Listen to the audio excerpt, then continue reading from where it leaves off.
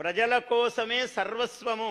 అనుక్షణము ఆయనకున్న బుద్ధి, ఆయన ప్రతిభ, ఆయన మేధాశక్తి, ఆయన కాలము సర్వస్వము, నిరంతరము ప్రజలు అని ఆలోచించటం. ఇట్లాంటి ముఖ్యమంత్రి దొరకటం అదృష్టము కదా. మనమంతా పుణ్యాత్ములము కదా, ఆయన్ని తెచ్చుకున్నాము. అందువల్ల ఈ విశేషం ఏమిటంటే శ్రీ విశ్వావసు సంవత్సరం సిరులు కురియువక దివ్యవరం తెలుగువారి వాకిళ్లకు ఉగాది మంగళ తోరణం కట్టిన సమయం. మంగళ తోరణాలు. ఈ సంవత్సరానికి, విశ్వావసునామ సంవత్సరానికి విశేషం ఏమున్నది అంటే తత్ర రాజా తత్ర దివాకరో హి భగవాన్ మంత్రి మధుశ్చంద్రమాహ. ఇక్కడ రాజు కర్మసాక్షి అయినటువంటి సూర్యుడు అయ్యాడు. కర్మసాక్షి అయినటువంటి సూర్యుడు రాజు అయ్యాడు ఈ సంవత్సరం. కర్మసాక్షి అంటే ఏమిటి? ఆయన ఒక్క క్షణం ఆగడు. చంద్రుడు సూర్యుడు ఇద్దరు అట్లాంటి వాళ్లే. ఎప్పుడు ఒక్క నిమిషం ఆగకుండా, విశ్రాంతి లేకుండా పనిచేస్తూ ఉంటారు. అటువంటి ఆయన సూర్యుడేమో రాజు అయ్యాడు, చంద్రుడేమో మంత్రి అయ్యాడు, సైన్యాధ్యక్షుడేమో శనైశ్చరుడయ్యాడు. చూడండి, సైన్యాధ్యక్షుడు కొంచెం ఒకరి మీదికి దూకుడుగా వెళ్ళడం అంటే వెళ్ళడు. ఆయన కొంచెం ఆగి ఆలోచించి అవతలి వాళ్ళ మీద ఏమైనా చేయాలంటే ఆలోచిస్తుంటాడు, చంద్రబాబు గారు లాగానే. ఎందుకంటే ఆయన కూడా చంద్రశాసనుడు. అవసరమైతే చండశాసనుడు అవుతాడు, కానీ మామూలుగా చంద్రశాసనుడే ఆయన. చాలా మెత్తని శాసనం ఉంటుంది, కానీ ఎప్పుడు మెత్తగా ఉంటాడని అనుకొని పొరపాటు పడే అవకాశము లేదు. చండశాసనుడు ఎప్పుడు కావాలో ఆయనకు తెలుసు. అందువల్ల రెండు లక్షణాలు ఉన్నాయి ఈ సంవత్సరంలో. ప్రత్యేకించి అది సూచిస్తూ ఉన్నాడు. ఎందుకంటే యువతీ యువకుల సదాశయాలకు బంగారు కలశపు గోపురం, శ్రమించి పనిచేసే వారికి, విశ్వాసముతో శ్రమించు వారికి సూర్య కళల తేజఫలం. ఎవరైతే విశ్వాసంతో పనిచేస్తారో, శ్రమతో నిరంతరము శ్రమిస్తారో అటువంటి వాళ్లకు ఉత్తమమైన ఫలాన్ని ప్రసాదిస్తాడు ఈ సంవత్సరం సూర్యుడు. ఎందుకంటే ఆయన కర్మసాక్షి కాబట్టి. అంటే నువ్వు చేసిన పనికి అనుకూలముగానే ఫలం ఇస్తాడు. ఊరికే నువ్వు ఇంత పని చేసి ఇంత ఫలం కావాలంటే ఇవ్వడు ఆయన. నువ్వు ఇంత పని చేసావనుకో, అంతా ఫలం ఇస్తాడు. అటువంటి యోగప్రదుడైనటువంటి సూర్యుడు ఈ వర్ష లగ్న జగల్ లగ్నాలను మనం ఈ సంవత్సరం సమీక్షించినట్లయితే రాష్ట్రములో చాలా సమృద్ధిగా వర్షాలు, పాడి పంటలు చాలా చక్కగా ఉంటాయి. ఎందుకంటే సూర్య చంద్రుల యొక్క కలయిక, రాజు మంత్రి, మొత్తము నవనాయకులలో 4 శుభులు, 5 మంది కొంచెం అటు ఇటు ఉన్నారు. అంటే బాగా కష్టపడమని సూచన చేస్తున్నారు గ్రహాలన్నీ కూడా. ఏమిటంటే కష్టపడకుండా తేలిగ్గా ఫలాలు రావు నాయన, మీ ముఖ్యమంత్రి ఎట్లున్నారో చూసుకొని ఆ రకంగా చేయండి, మేమెట్లున్నామో సూర్యచంద్రులం అలాగా పనిచేయండి అని సూచన చేస్తూ ఉన్నాయి గ్రహమండలి. అందువల్ల ఇటువంటి ఒక అనుగ్రహాన్ని మనకు ఇస్తూ ఉన్నారు. ఈ విధమైనటువంటి కదలిక ఈ విశ్వావసునామ సంవత్సరములో ఉన్నది. ఈ విశ్వావసునామ సంవత్సరములో పాడి పంటలు, ఎర్రని నేలలు, సూర్యుడు ఎర్రనివాడు కాబట్టి ఎర్రని నేలలు బాగా పండుతాయి. పచ్చని పంటలకు చాలా విలువ. ఎందుకంటే బుధుడు సస్య అధిపతి అయ్యాడు. బుధునికి ఆకుపచ్చ రంగు, అంటే పంటలు బాగా పండుతాయి అని చెప్పవచ్చు. అయితే అప్పుడప్పుడు ధరల విషయములో కొన్ని గ్రహాలు, ఈ షష్ఠగ్రహ కూటమి అని అందరు అంటున్నారు, అలా అనరాదు, షట్ గ్రహ కూటమి అనాలి. షష్ఠ అంటే ఒకరిద్దరు సంస్కృతం చదువుకోకపోవటం వలన పండితులు వాళ్ళు షష్ఠ అంటే 6వ అని అర్థము. 6వ గ్రహము కాదు, 6 గ్రహాలు ఒక చోట చేరినది షట్ గ్రహ కూటమి. ఇది మీనములో ఏర్పడింది ఈ సంవత్సరం. మీనములో షట్ గ్రహ కూటమి ఏర్పడటం వల్ల ఒక సౌభాగ్యం కూడా ఏమున్నదంటే 6 గ్రహాలు కలవటం అన్నది కొంచెం ఇబ్బందికరమైన అరిష్ట సూచకం అని అందరూ అంటున్నారు. నేనేం భావిస్తానంటే 6 గ్రహాలలో 4 గ్రహాలు చాలా బలహీనంగా ఉన్నాయి. అందువల్ల చిన్న చిన్న ఇబ్బందులు ఉంటాయి తప్ప అవి పెద్ద ప్రమాదకరములైనటువంటివి ఏవి ఉండవు అని నేను భావిస్తూ ఉన్నాను. శాస్త్రం ఉంటుంది, దాన్ని సమన్వయము చేసుకోవటములోనే మానవుని యొక్క జ్ఞానము, శాస్త్రజ్ఞుని యొక్క విజ్ఞానం ఉన్నది. అందువల్ల ఈ షట్ గ్రహ కూటమి అన్నది నిన్న రాత్రి ఏర్పడినది, మనకు అమావాస్య నాడు మీనములో ఏర్పడినది.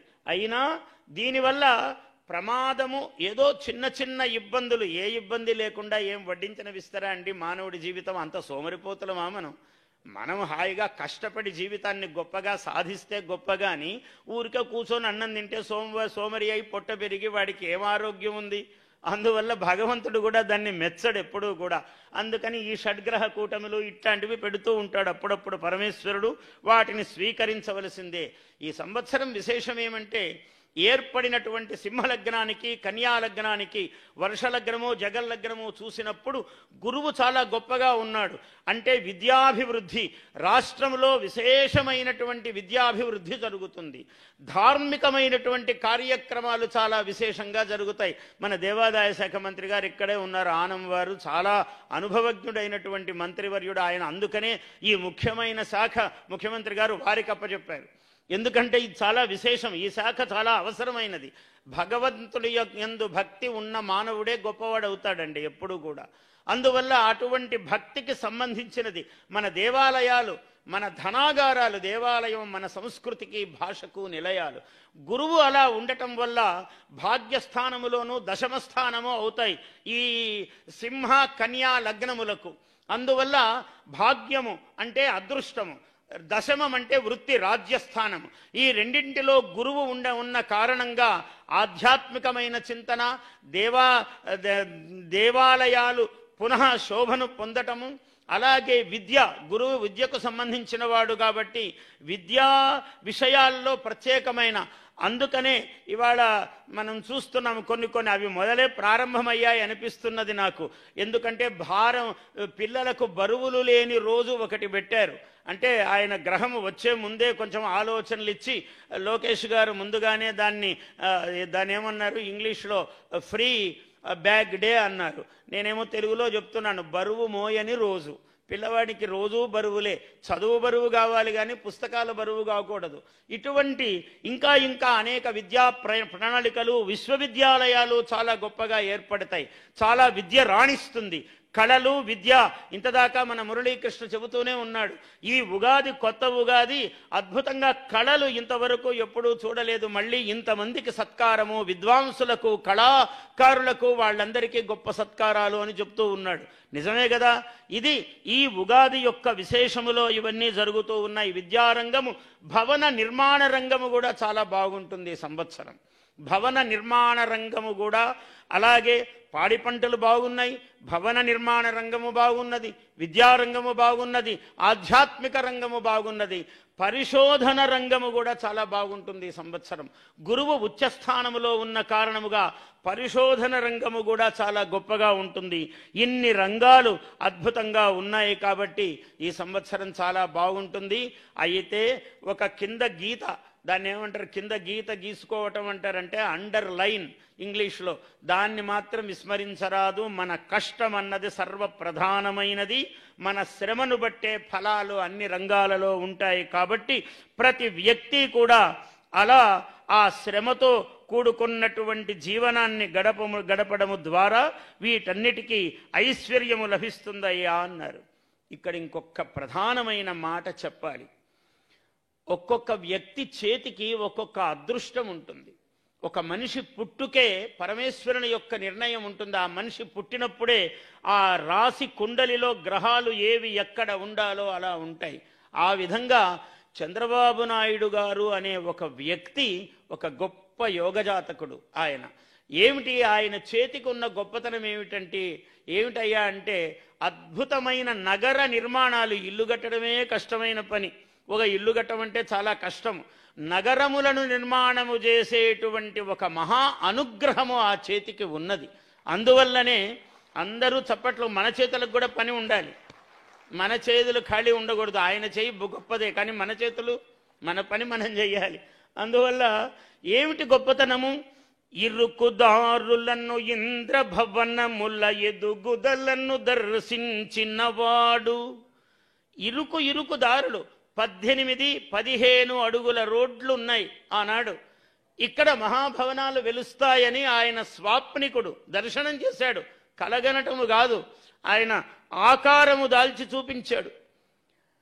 భాగ్యనగరి నిజమగు భాగ్యము గని హైటెక్ సిటీ సృష్టించినవాడు. 18 అడుగుల రోడ్లు, 15 అడుగుల రోడ్లు, 150 అడుగులు, 200 అడుగుల రోడ్లు అయ్యాయి.